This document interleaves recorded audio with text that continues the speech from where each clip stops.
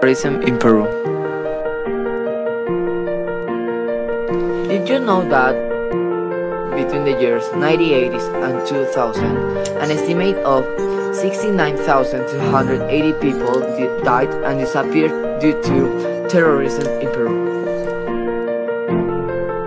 With Sendero Luminoso, MRTA, and state agents the main responsibles. And that 3 of every 4 victims were peasants or farmers whose mother tongue was Quechua.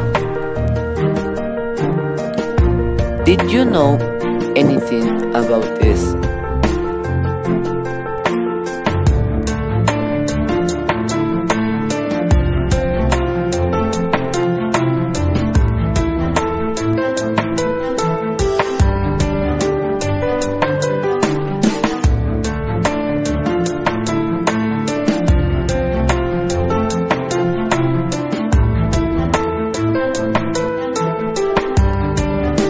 So, what were the top causes and motions of terror? Basically, 4 reasons. The first one, ideologies. In Peru, by the 70s, 2 ideologies were formed. One of them promoted individual liberties for the progress of the country, and the other, a society without social classes to achieve equality. This clash of ideologies was due to the second causes.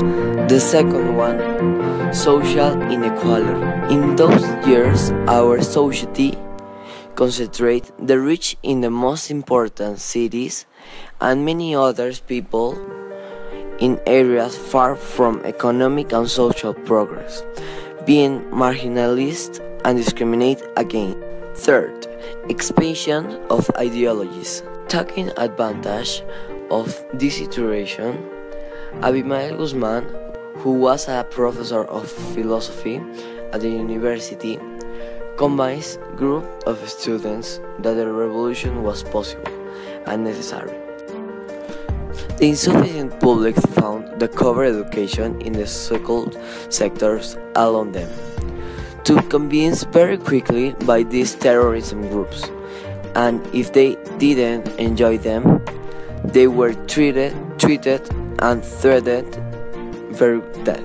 But what were the main facts in Peru? For this, we have to go back more than 13 years ago. The first period, called the beginning of armed violence, lasted from 1980s to 1982. In 1980s, Sendero Luminoso burned the electoral envoy and the district of Chusquí, Ayacucho. With this, he became self-proclaimed popular war against Peruvian state. In that same year, Belaúnde Terry assumes the president. In 1982, Sendero Luminoso attacked the Huamanga prison, killed policemen and releasing 304 people, many of them accused of terrorism. A group of wards executes 3 wounded terrorism, with which Sendero Luminoso appears a force, victims of the police brutality.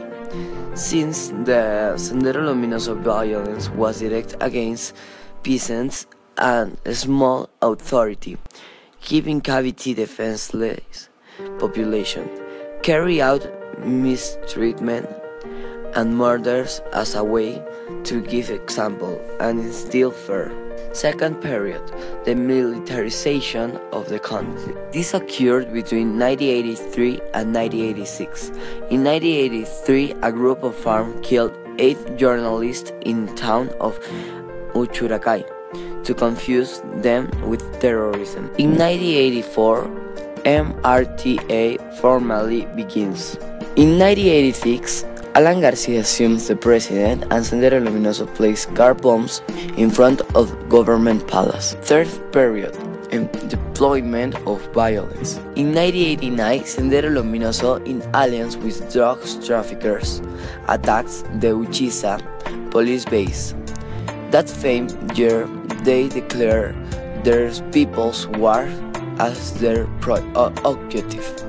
Fourth period, the extreme crisis, 1989-1992. In 1990, Alberto Fujimori assumed the presidency, and subsequent years, the National Intelligence Service plans and execute a special operation on its own. The Colina group, called the Death Squad, continue with human rights violations such as extrajudicial executions and disappearances, torture, massacres, sexual violence, and against women and other equally reprehensible crimes. In 1992, Sendero placed a car bomb on Tarata, Lima Street, leaving 25 dead, 16 missing, and more than 200 injured.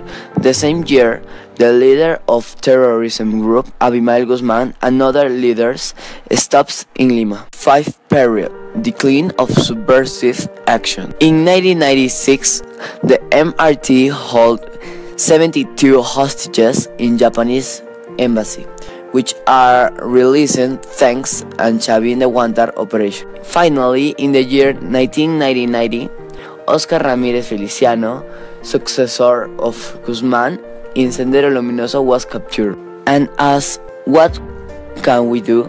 How to prevent the story from happening again? We have to learn to respect different ideologies without violence, always maintaining a democratic and inclusive state. Reduce social gaps, encourage dialogue. We must be inclusive and stop discriminating because we are all Peruvians. Develop an education in values and knowledge to be able to exercise and a critical opinion and right decisions in our lives. It is important not to forget it in order to prevent it from happening again.